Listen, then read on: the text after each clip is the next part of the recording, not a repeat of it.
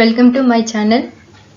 ఈ వీడియోలో కర్బన రసాయన శాస్త్రం నిర్మాణ ప్రాతినిధ్యాలను గురించి తెలుసుకుందాము. ఇందులో ముఖ్యంగా సేంద్రియ సమ్మేళనం యొక్క నిర్మాణ ప్రాతినిధ్యము, పరిచయము, ఉదాహరణలతో వివిధ రకాల నిర్మాణ సూత్రాలు, పరమాణు నమూనాల పరిచయము మరియు 3 డైమెన్షనల్ అండ్ 2 డైమెన్షనల్ నిర్మాణ సూత్రాలను ఉదాహరణలతో తెలుసుకుందాము.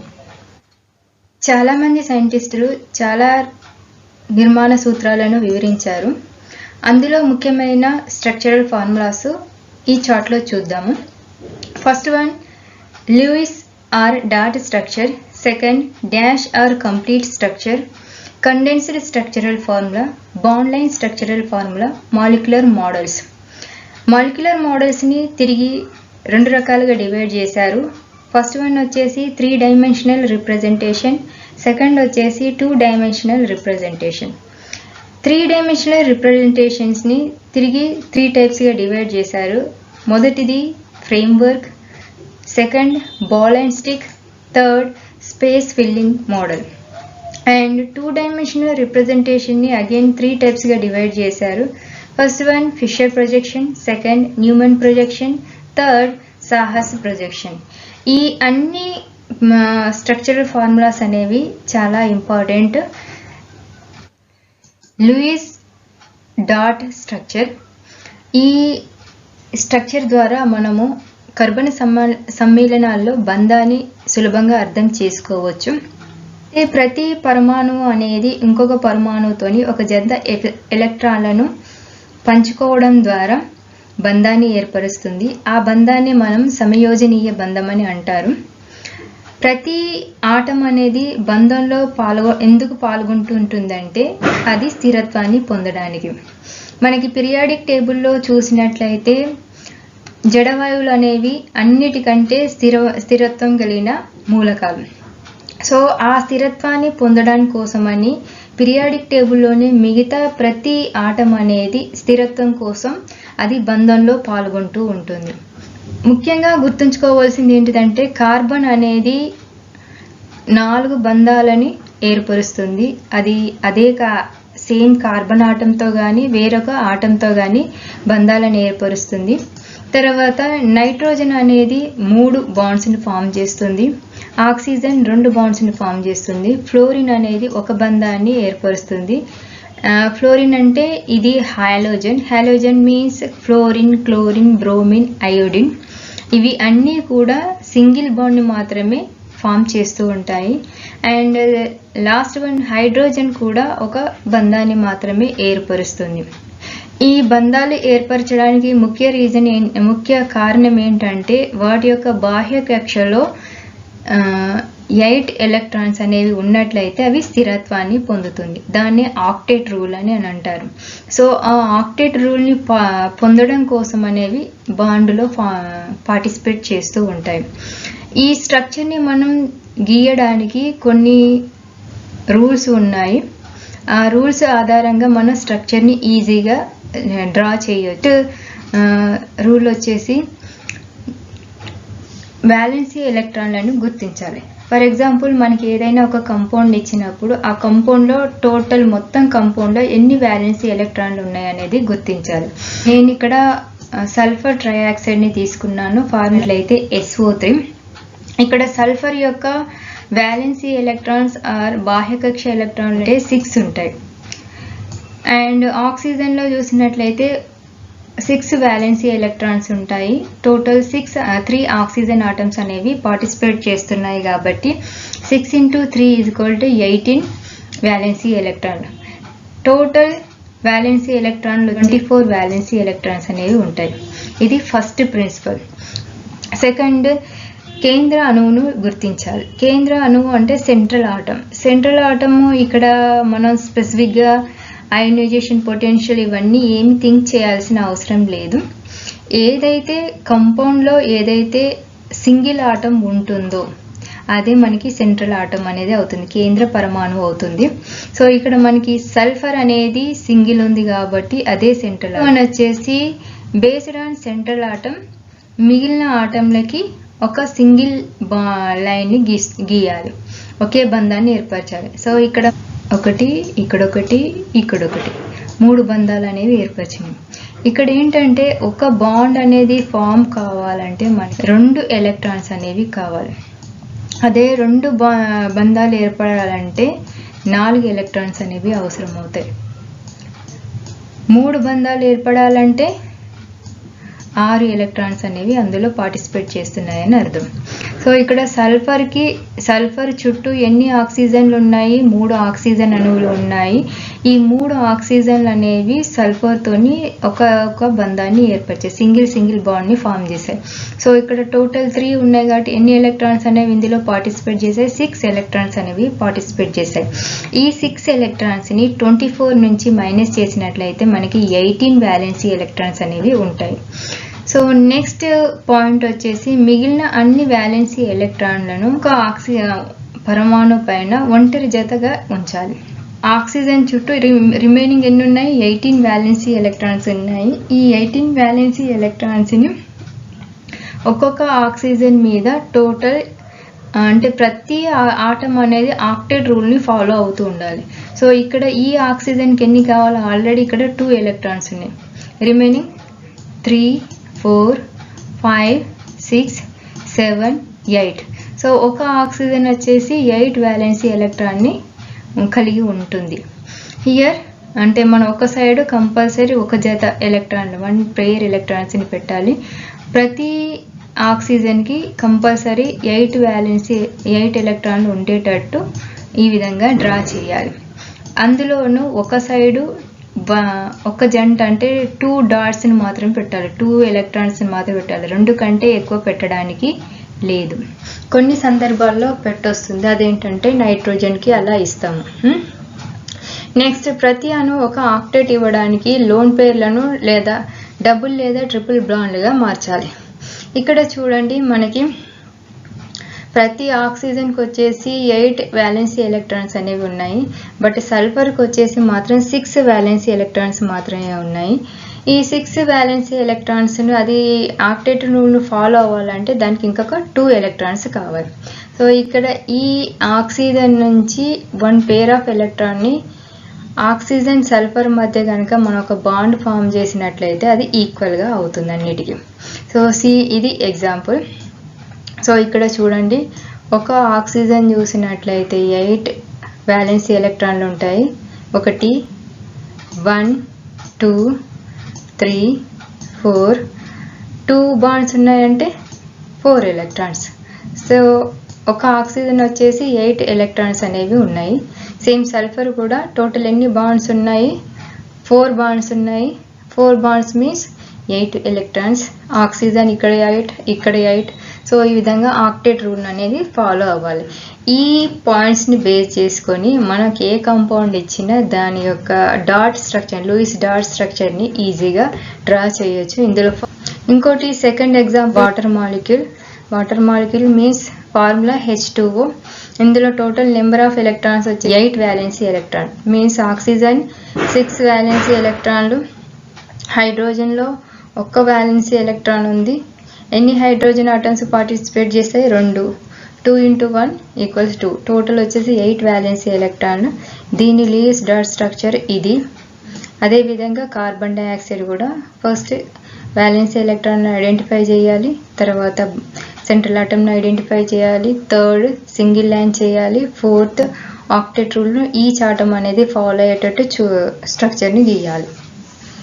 సో ఈ క్రింది నిర్మాణ సూత్రాలన్నీ ఒకదానికొకటి దగ్గర సంబంధాన్ని కలిగి ఉండటం వల్ల వీటన్నింటినీ కలిపి ఈ క్రింది చార్టులో చూపించాను. ఫస్ట్ స్ట్రక్చరల్ ఫార్ములా వచ్చేసి కంప్లీట్ స్ట్రక్చరల్ ఫార్ములా లేదా డాష్ లైన్ స్ట్రక్చరల్ ఫార్ములా అని అంటారు. Second condenser structure, third bond line structure. In complete structural ఫార్ములాలో ప్రతి బంధాన్ని ప్రత్యేకంగా ఒక గీతతో చూపిస్తారు. కార్బన్ మధ్య కనుక సింగిల్ గీత కనుక ఉన్నట్లయితే దాన్ని ఏకబంధము అని అంటారు. కార్బన్ మధ్య 2 గీతలు కనుక ఉన్నట్లయితే దాన్ని ద్విబంధం అని అంటారు. కార్బన్ మధ్య 3 గీతలు కనుక ఉన్నట్లయితే దాన్ని త్రిబంధము లేదా ట్రిపుల్ బాండ్ అని అంటారు. ఈ విధంగా ప్రతి బంధాన్ని ఒక గీతతో కనుక ప్రత్యేకంగా చూపించినట్లయితే దాన్ని కంప్లీట్ స్ట్రక్చరల్ ఫార్ములా అని అంటారు. అండ్ సెకండ్ వచ్చేసి condensed structural formula.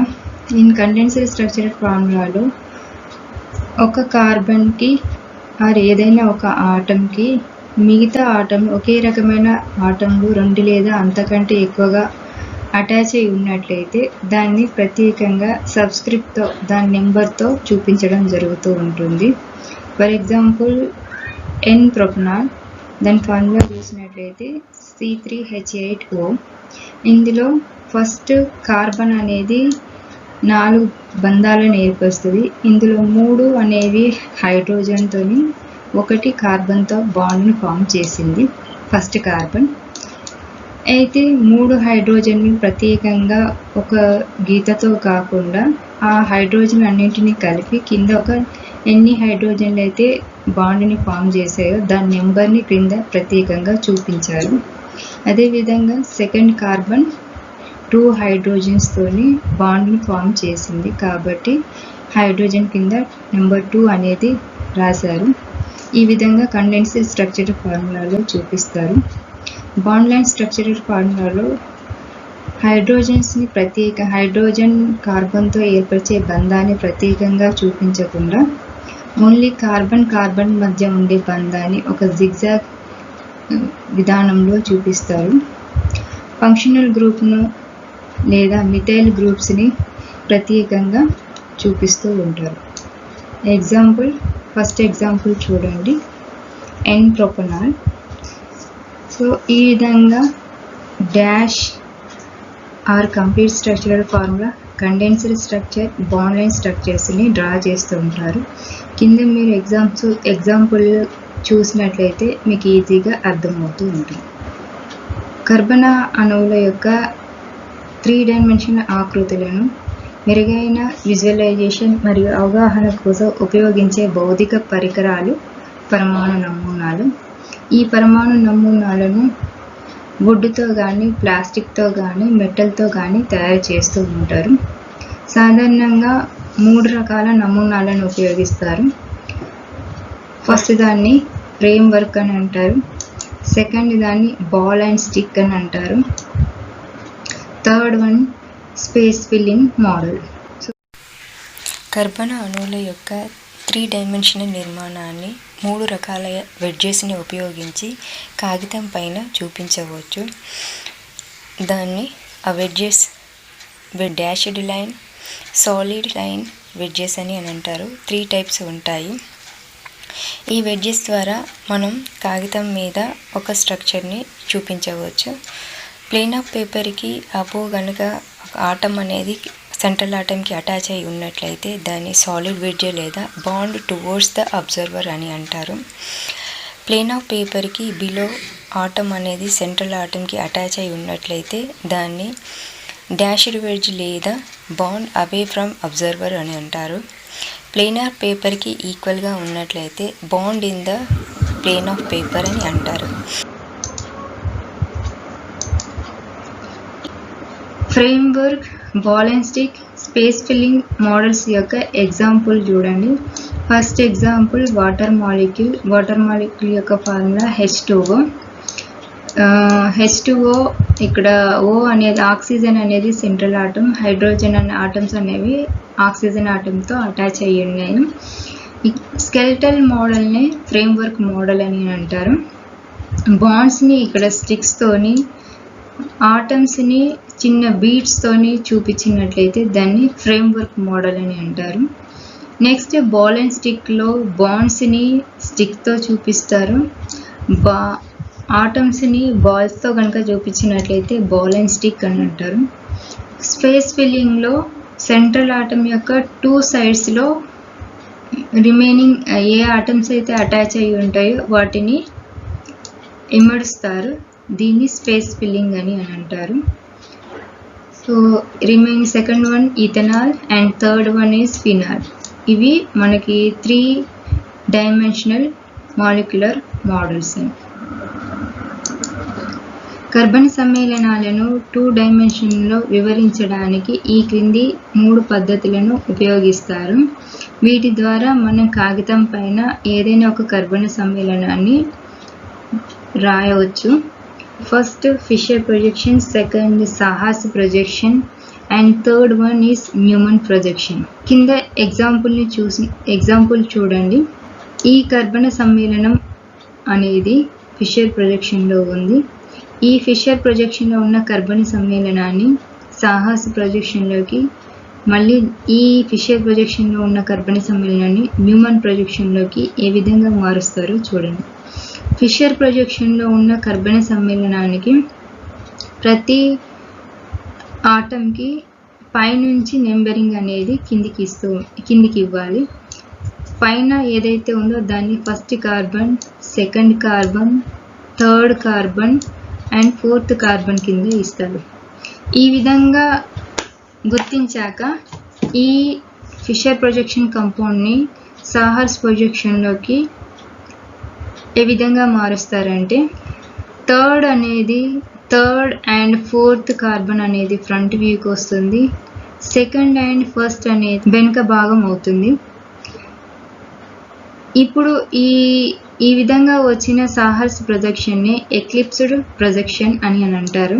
Third carbon గుండా ఫోర్త్ కార్బన్ని రొటేట్ చేస్తాము.